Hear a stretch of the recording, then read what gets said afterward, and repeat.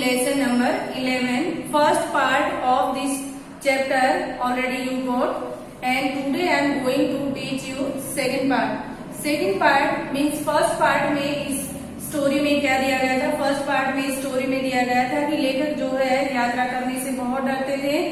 उनका मानना था कि अगर हम किसी नई जगह पर जाएंगे तो वहां पर लोग जो है कहीं न कहीं रिक्शा वाले मनमाना किराया हमसे वसूल करते हैं, पता नहीं वहां पर कैसे कैसे लोग मिलेंगे। तो लेखक को जो है वहां पर क्लिनिक पर जाना था। क्लिनिक की जगह बदल चुकी थी और उन्हें नए क्लिनिक पर एक रिक्शा वाला जो कि उन्हें स्टेशन से लेकर वापस स्टेशन पर छोड़ दे आया तब तक जो है उनके साथ रहा। और उनके साथ मुलाकात होने के बाद ऑटो रिक्शा वाले ने किस तरह से एक लड़की के जीवन को बचाया है उसके बारे में इस कहानी में बताया गया है। तो रिक्शा वाले ने स्वयं अपनी आप बीती लेखक और उसकी पत्नी से बताई। क्या बताया? रिक्शा वाले ने बताया कि बचपन में ही उनके माता पिता की डेथ हो गई थी और उनका पालन पोषण उनके बड़े भाई ने किया था। बड़े भाई ने पालन पोषण किया था और अब जो है बीए पास करने के बाद वे नौकरी की तलाश में यहाँ वहाँ घूम रहे थे। अब जो है जब नौकरी की तलाश में यहाँ वहाँ घूम रहे थे तब उनकी मुलाकात एक लड़की से होती है। तो लड़की जो है उन्हें बताती है कि मोहन आप मुझे बचा लीजिए, मेरे माँ बाप एक अधेड़ के साथ मेरी शादी करना चाहते हैं, मुझे बेचना चाहते हैं और इस तरह से अगर आपने मुझे नहीं बचाया तो मैं कुएं में गिरकर अपनी जान दे दूंगी, परंतु उस अधेड़ के साथ नहीं जाऊंगी। तो देखिए आप आगे स्टोरी में क्या होता है। अब जो है मैं असमंजस में पड़ गया। असमंजस का अर्थ होता है शब्दार्थहीन यहाँ पर कुछ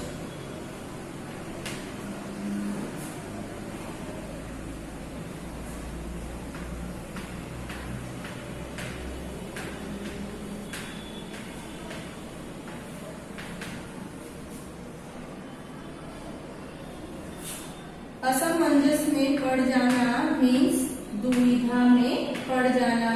तो अब जो है रिक्शा वाले मीन्स मोहन जो है दुविधा में पड़ गए कि मैं क्या करूं, अब मुझे क्या करना चाहिए।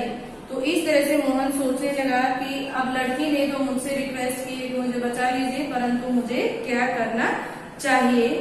मुझे लगा कि स्टेशन चलना चाहिए, वहां उसे ले गया और थानेदार से हकीकत बयान की। और अब जो है मोहन उन्हें थाने में लेके गया और उन्होंने थानेदार से उसकी हकीकत बताई। हकीकत का अर्थ क्या होता है? सच्चाई।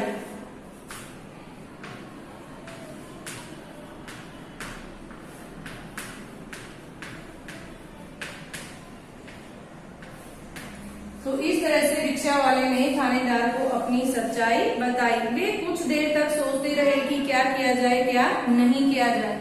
क्या क्या सोचा? उन्होंने सोचा कि अगर हम लड़की को वापस घर भेज देंगे तो उसके माँ बाप फिर से जो है उसे उसका जीवन संकट में पड़ जाएगा, और अगर हम इसे मोहन के साथ रखेंगे तो भी जो है उसके ऊपर ब्लेम आ जाएगा कि उन्होंने किसी एक लड़की को भगा दिया है।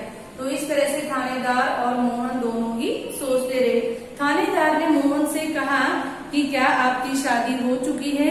तो मोहन ने बताया कि नहीं, अभी तक मेरी शादी नहीं हुई है। तभी जो है थानेदार ने पूछा तो तभी उन्होंने कहा कि मेरी शादी नहीं हुई है। तो थानेदार ने उन्हें समझाया कि अगर आपकी शादी नहीं हुई है तो आप जो है इस लड़की से शादी कर लीजिए। तभी मोहन ने सोच समझकर कहा कि ठीक है, मैं इससे शादी कर लूं, परंतु आप इससे भी एक बार पूछ लीजिए कि क्या यह मेरे साथ शादी करना चाहती है।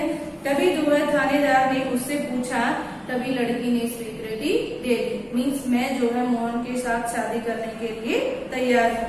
बाबूजी, मैंने सोचा कि भाभी की बहन से तो कोई भी अच्छा आदमी शादी कर लेगा। तो यहाँ पर जो है मोहन की शादी उनकी भाभी की बहन से पहले से ही फिक्स हो चुकी थी, परंतु अब जो है मोहन को लगा कि भाभी की बहन से तो कोई भी अच्छा व्यक्ति शादी कर लेगा, परंतु इससे कौन शादी करेगा, इसका जीवन जो है मुझे बचाना पड़ेगा। तब परिचित भी है, तभी जो है लड़की सुंदर भी है और परिचित भी है। सबसे अहम बात यह है कि वह संकट में है। अहम बात में मुख्य बात, अहम का अर्थ होगा मुख्य। तो सबसे अहम बात क्या थी? सबसे मुख्य बात ये थी कि लड़की जो है संकट में थी या मुसीबत में थी। तो इस तरह से इससे विवाह करना प्रीतिकर भी होगा और मानवीय भी होगा। प्रीतिकर का अर्थ क्या होता है? मनभावन।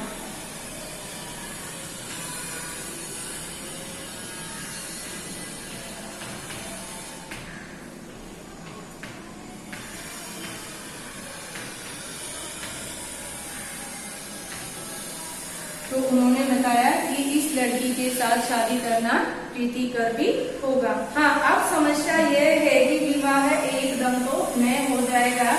अब जो है मोहन क्या कहता है कि शादी तो एकदम से नहीं हो जाएगी।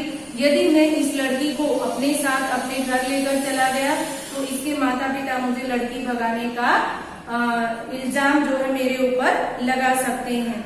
और अगर मैं घर लेकर जाऊंगा तो मेरे भाभी भाई भी मुझसे नाराज हो जाएंगे। क्यों नाराज हो जाएंगे? क्योंकि उन्होंने मेरी शादी भाभी की बहन के साथ फिक्स करके रखी है, तो मैं इसे घर भी नहीं ले जा सकता। तभी उन लोगों ने सोचा, थानेदार के सामने जब उन्होंने ये समस्या रखी, तभी जो है थानेदार ने कहा कि इसे नारी निकेतन में रखवा देता हूँ, लड़की से माँ बाप के खिलाफ शिकायत लिखवा कर रख लेता हूँ। तो नारी निकेतन में कहाँ छोड़ना था उसे? नारी निकेतन मीन्स जहाँ पर नारियों की रक्षा होती है उसे नारी निकेतन कहा जाता है। तो ऐसी जगह पर उन्होंने नारी निकेतन में उसे छोड़ने का निश्चय किया। अब जो है 15 दिन बाद उन्होंने मंदिर में उससे मेरी शादी करवा दी। तो अब जो है कि रिक्शा वाले की शादी किससे हो गई? उस लड़की से जो अधेड़ के साथ इसकी शादी होने वाली थी। मैंने कहा, मोहन ऐसे थानेदार कहाँ होते हैं? मुझे तो इस घटना पर विश्वास ही नहीं हो रहा। तो लेखक ने क्या कहा कि जिस थानेदार ने आपकी मदद की है, मुझे तो इस बात पर विश्वास नहीं हो रहा है कि ऐसे व्यक्ति कहाँ मिलते हैं। मुझे तो आपकी बताई हुई जो घटना है वह ऐसे लगता है जैसे ही आप मुझे कोई कथा सुना रहे हैं। आप सही कह रहे हैं बाबूजी, लेकिन यह थानेदार कवि भी है और कवि सम्मेलन में कविताएं पढ़ता है। इनकी कविताएं मानवीय संवेदना से भरी होती हैं। हाँ, तब ठीक है भाई, हर क्षेत्र में कोई न कोई मसीहा मिल जाता है। मसीहा मीन्स देवदूत।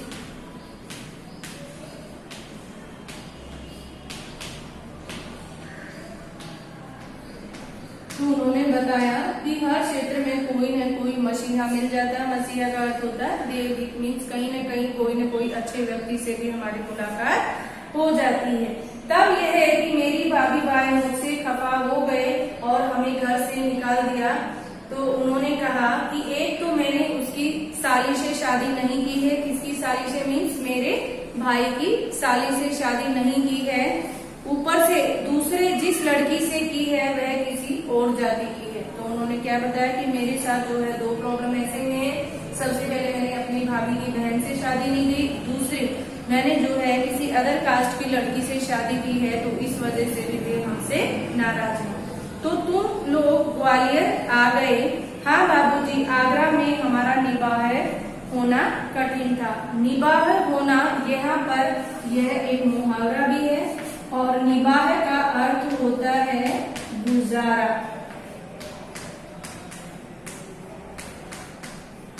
निबाह मीन्स गुजारा। तो उन्होंने कहा यहाँ पर हमारा गुजारा होना मुश्किल था। पराये शहर में भले ही कोई अपनापन ना हो, किंतु यह परायापन उस अपनेपन से अच्छा है। तो उन्होंने क्या बताया? भले ही कोई हमारा अपना नहीं था, परंतु उस परायेपन से तो अच्छा था। मतलब कि अब जो है मोहन और वह लड़की उस शहर को छोड़कर ग्वालियर आ गए हैं, जो दिन रात अप्रीतिकर व्यवहार बनकर तन मन को उद्विग्न करता रहे। उद्विग्न का अर्थ होता है पीड़ा देना।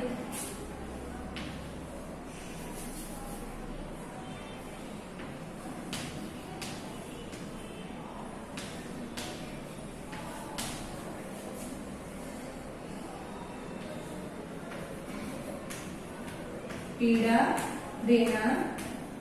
अगर हम वहां रहते तो हमें जो है ना ही वो रिस्पेक्ट मिलती, और अगर हम वहां से आ गए हैं तो अब जो है हम अपना जीवन अपनी तरह से जी सकते हैं। तो अगर हम वहां रहते तो तन मन को उद्विग्न करता रहे, तो हमारे को बार बार में वही पीड़ा सहन करनी पड़ती। हाँ, सही कह रहे हो। तो यहाँ कोई नौकरी तो रखी नहीं है, बस ऑटो का दामन थाम लिया है। दामन थाम लेना यहाँ पर भी एक मुहावरा है, और दामन थाम लेना का अर्थ होता है आश्रय लेना, मीन्स किसी का सहारा लेना। उसी के सहारे चल रहा हूँ, वास्तव में तुम बड़े हो मोहन। बड़े बड़े लोग तो नारी हित में बड़े बड़े लेक्चर देते हैं, कवि जो है अपनी कविताएं भी लिखते हैं, किंतु अपने व्यवहार में नहीं उतारते हैं। लेकिन तुमने तो इसे अपने जीवन में या अपने व्यवहार में सहज भाव से एक लड़की को दुर्दशाग्रस्त होने से बचा लिया है। दुर्दशाग्रस्त का अर्थ क्या होता है? बुरी दशा होने से बचा लिया है।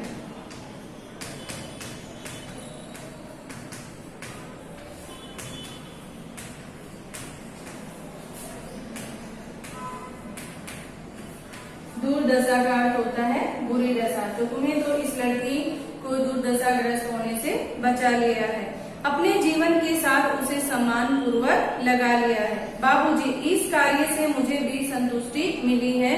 तो मोहन कहते हैं कि यह काम करने से, मीन्स इस लड़की से शादी करने से मुझे भी संतुष्टि मिली है, संतोष हुआ है, क्योंकि मैंने तो इसके जीवन को एक ही बार बचाया है, परंतु यह तो मुझे हर बार कहीं न कहीं किसी न किसी तरह के संकटों से बचाती रहती है। तो इस तरह से रिक्शा वाले ने, मीन्स मोहन ने अपनी आप बीती लेखक और उसकी पत्नी को बताई। मोहन की यह कहानी उन पर छा गई, और हमारे मन में इतना बड़ा हो गया।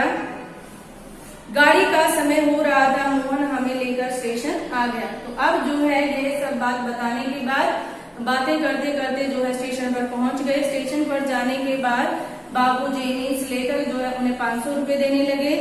तभी जो है रिक्शा वाले ने, मीन्स मोहन ने उन्हें 500 रुपए लेने से मना कर दिया। क्यों? क्योंकि वह उन्हें बाबूजी और अम्मा के नाम से संबोधित करता था, मीन्स उन्हें वो अपने माता पिता जैसा समझता था। परंतु लेखक ने भी जो है एक शर्त उनके सामने रखी। क्या शर्त रखी थी? कि आपको ये पैसे लेने पड़ेंगे, अगर आप हमें बाबूजी और अम्मा के नाम से बुलाते हो तो आप भी जो है हम आपको अपने बेटे जैसा मानते हैं, तो आपको भी हमारा मान रखना पड़ेगा, और ये 500 रुपए आपको रखने पड़ेंगे। तभी जो है मोहन कहते हैं कि बाबूजी, आपका फोन नंबर मेरे पास है, तो क्या मैं आपको कभी कभी फोन कर सकता हूँ? तभी जो है लेखक ने कहा कि हाँ भाई, शौक से कीजिए, आप जब भी चाहो आप हमारे पास फोन कर सकते। तो अब जो है स्टेशन के अंदर जाने लगे, और आंखों में न जाने अपनापन लिए हुए उन्हें निहारते रहे। अब जो है लेखक और उसकी पत्नी जा रहे थे, तब जो है मोहन उन्हें एक टक उनकी ओर देखता रहा। तो इस तरह से यह कहानी से हमें क्या प्रेरणा मिलती है? इस कहानी से हमें यह प्रेरणा मिलती है कि मोहन ने, इस रिक्शा वाले ने किस तरह से एक नारी को एक नया जीवन दिया। अगर उसके माता पिता के कहने पर वो उस अधेड़ के साथ शादी करती तो पूरा जीवन वो लड़की दुखी रहती, या कहीं न कहीं वो अपनी जान भी दे सकती थी। तो रिक्शा वाले ने, मोहन ने एक बहुत ही अच्छा काम किया, बहुत ही नेक कार्य किया। उन्होंने, जो हम नारी हित की बात करते हैं, नारी शक्ति की बात करते हैं, तो उन्हें अपने व्यवहार में बड़े ही अच्छे ढंग से उतारा है। तो इस तरह से आप लेसन नंबर 11 की सेकंड पार्ट की वीडियोस देख लीजिए, सुन लीजिए, और स्वयं भी इस लेसन को रिपीट कर लीजिए। Thank you.